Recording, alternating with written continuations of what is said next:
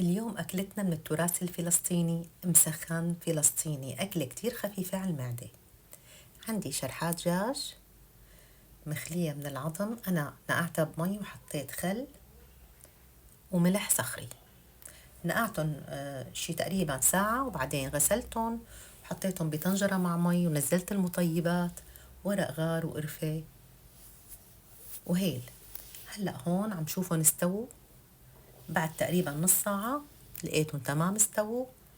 فهلأ أنا رح أسحبهم من المرقة وحطهم بالجاط. هلأ هن سخنين لبين ما يبردوا. أنا حأفرم البصل. هلأ بس أقسم البصلة بالنص، لازم قيمة هاي حطها على جنب مشان يطلعوا معي الشرايح كلها رفيعة وطولانية ورقاق مثل ما شايفين. هلأ البصل تقريبا أنا أخده شي 5 بصلات كبار، بدها بصل منيح مع كوب زيت. هلأ نزلت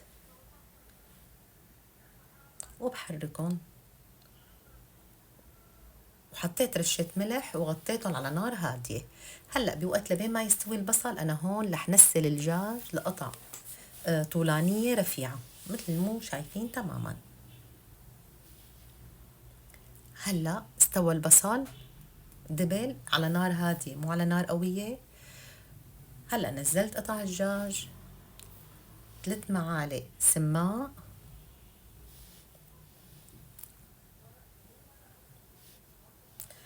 هلأ فلفل أسود نص معلقة و3/4 معلقة صغيرة مثل انتو ما بتحبوا حسب الرغبة. ربع معلقة كزبرة يابسة صغيرة، نص معلقة صغيرة بصل، ونص معلقة صغيرة توم بودرة.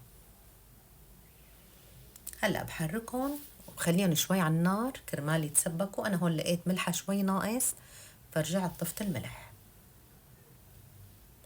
عندي هلأ خبز الصاج كتير رقيق هاد، مشان هيك عم بضطر اني اتنيه لانه الخبزة كتير رقيقة. حطيت الدجاج فردته ولفيته ساندويش. هلأ هيك خلصوا، لفيتهم كلهم. هلا ححطهم بالصينية اللي حطيت لها ورقة زبدة ودهنتها بزيت الزيتون، وصفيت عليها سندويش الدجاج. هلا انا رح اقطعهم هيك مشان يعطوني شكل الرولات. هلا اول اشي بدهنهم بمرقة الدجاج، المرقة اللي وقت سلقتهم. وهلا حادهنهم بزيت الزيتون، الدهنة الثانية زيت الزيتون، وحرش سماق منه بيعطيني منظر ومنه كمان بيعطيني طعمة طيبة.